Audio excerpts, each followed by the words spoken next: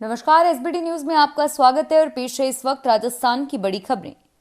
फिर 22 मार्च आ गई है। पिछले साल 22 मार्च को ही गहलोत सरकार ने राजस्थान में देश का पहला लॉकडाउन लगाया था और इसके बाद प्रधानमंत्री नरेंद्र मोदी ने 24 मार्च को देश भर में लॉकडाउन की घोषणा की थी और इस बार सरकार ने 22 मार्च को 8 शहरों में नाइट कर्फ्यू लगा दिया है। हालात कमे बोश एक जैसे हैं।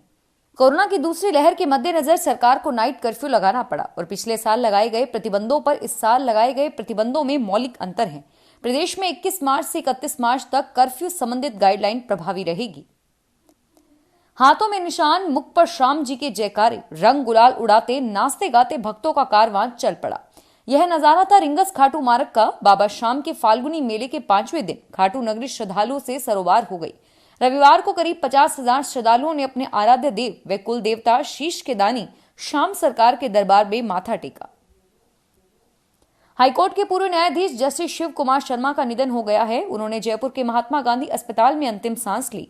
वह अप्रैल 1996 से अक्टूबर 2008 तक राजस्थान हाईकोर्ट के न्यायाधीश रहे। जस्टिस शिव कुमार शर्मा का जन्म 1946 में कोटा में हुआ था और उन्होंने 1967 में वकालत शुरू की। हाईकोर्ट का न्यायाधीश बनने से पहले उन्होंने कोटा से विधानसभा चुनाव भी लड़ा।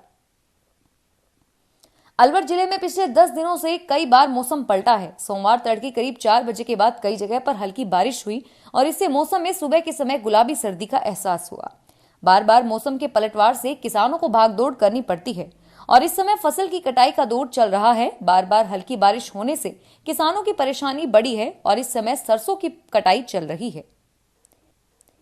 राजस्थान यूनिवर्सिटी के स्टूडेंट्स के लिए राहत भरी खबर है। कोरोना के कारण यहां छात्रों को अब 2 घंटे का ही पेपर देना होगा और वहीं सिर्फ 60% प्रश्न पत्र ही हल करना होगा। और इधर शिक्षा विभाग की गाइडलाइन के अनुसार अब राजस्थान यूनिवर्सिटी ने परीक्षाएं कराने की तैयारियां शुरू कर दी है। यूनिवर्सिटी ने सेमेस्टर एनुअल परीक्षाओं के लिए दिशा निर्देश जारी किए हैं। निर्देश के अनुसार यूनिवर्सिटी की परीक्षाओं में पेपर के कुल पूर्णांक में से सिर्फ 60% अंकों के प्रश्न ही हल करने होंगे। 3 विधानसभा उपचुनाव वाली सीटों पर कल से नामांकन दाखिल होना शुरू हो जाएंगे। राजसमंद, सहाड़ा और सुजानगढ़ सीटों पर कांग्रेस और भाजपा ने उम्मीदवार चयन की कवायद शुरू कर दी है। भाजपा ने तीनों सीटों पर उम्मीदवारों के पैनल तय कर लिए हैं, जिन पर कोर कमेटी में चर्चा के बाद चुनाव समिति को भेजा जाएगा। कांग्रेस में आज से उम्मीदवारों के पैनल पर चर्चा शुरू होगी। भाजपा प्रदेश प्रभारी अरुण सिंह पिछले 3 दिन से अलग अलग बैठकें कर रहे हैं। 45 वाहनों के फर्जी दस्तावेज पर रजिस्ट्रेशन कराने वाले आरटीओ लिपिक जहांगीर खान पर पहले से ही 2.29 लाख रुपए के गबन की जांच चल रही है। इसके बावजूद अफसरों ने उसे कमाई वाली सीटें दे रखी है। जहांगीर पर चोमू में नियुक्ति के दौरान गबन का आरोप लगा। ट्रांसफार्मर जगत पूरा हुआ तो उसे रजिस्ट्रेशन शाखा में लगा दिया और यहाँ 45 वाहनों की फर्जी रजिस्ट्रेशन किए और फिर उसे झलाना भेजा गया, जहां कमाई वाली सीट तैनात रहा। ट्रांसपोर्ट कमिश्नर रवि जैन का कहना है कि वे जांच करवाकर कार्रवाई पर निर्णय लेंगे। प्रदेश में बीते साल हुए कांग्रेस के सियासी संकट को लेकर अब विधानसभा प्रश्नों की सियासत हो रही है। फोन टैपिंग के प्रश्न पर सरकार की स्वीकारोक्ति से हंगामा हुआ तो अब सरकार ने कांग्रेस विधायकों की बाड़ेबंदी पर लगे सुरक्षा बेड़े पर हुए खर्चे से साफ इनकार कर दिया। विधानसभा के मॉनसून सत्र के दौरान अगस्त में दिवंगत भाजपा विधायक किरण माहेश्वरी व भाजपा सचेतक जोगेश्वर गर्ग के सवालों पर सरकार ने अब जवाब दिया है। अजमेर में सोमवार सुबह मौसम बदला बदला सा नजर आया। वातावरण में धूल के कण ही नजर आए और इस कारण दृश्यता 200 मीटर भी नहीं रही। वाहन चालकों को वाहन की लाइटें जलानी पड़ी। धूप खिली और हवा भी नहीं चली। इसके बावजूद सुबह 8:30 बजे तक शहर के ऐसे हालात रहे। अजमेर में मौसम सुबह से साफ रहा। सूरज ने अपना रौद्र रूप सुबह से ही दिखाना शुरू कर दिया। लोग जब सुबह उठे तो हवा भी नहीं चल रही थी और चारों ओर धूल के कणों की चादर दिखाई दी। राजस्थान के कोचिंग सिटी कोटा में भी कोरोना वायरस की महामारी को लेकर लापरवाही भारी पड़ रही है। यही वजह है कि लगातार कोरोना पॉजिटिव रोगियों की तादाद में इजाफा होने के कारण एक बार फिर शहर को नाइट कर्फ्यू के मुहाने पर लाकर खड़ा कर दिया है। बीते दिनों में लगातार कोटा में हुए धरने, प्रदर्शन और अन्य आयोजनों में कोरोना गाइडलाइन की उड़ी धज्जियों का नतीजा है कि कोटा एक बार फिर कोरोना संक्रमण के मामले में प्रदेश में दूसरे पायदान पर पहुंच गया है।